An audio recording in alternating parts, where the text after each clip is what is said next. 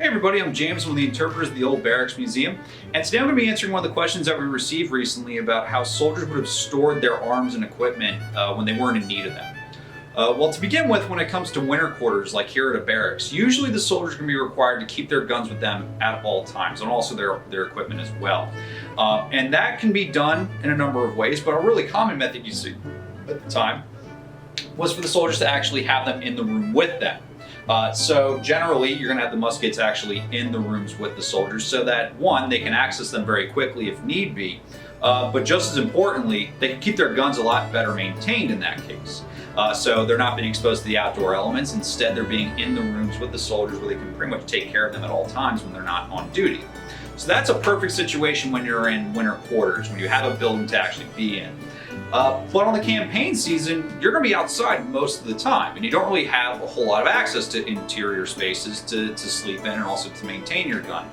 So instead, you're going to be depending upon, if you have tents with you, to actually put your gun in a bell tent. And a bell tent is basically a large, essentially a narrow, large tent that you can actually store a lot of guns in. And that's the best case scenario if you have that option available to you.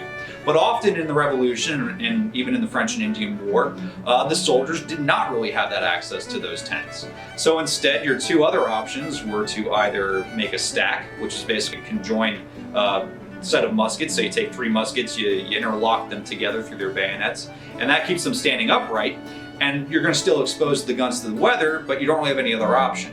But it still keeps them off the ground in a secure location so that you can access them fairly quickly if need be. Again, not perfect.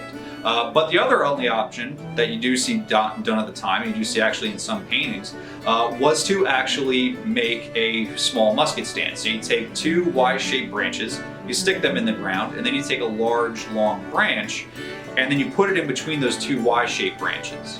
And from there, all you simply have to do is take your muskets and lean them on top of that main branch in the middle.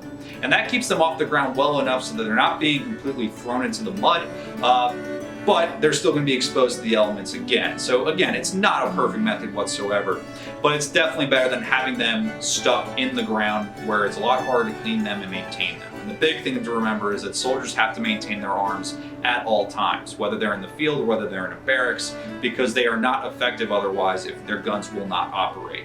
So it was a very important part of keeping your guns well maintained. So thank you so much for asking us this question and helping us keep history alive.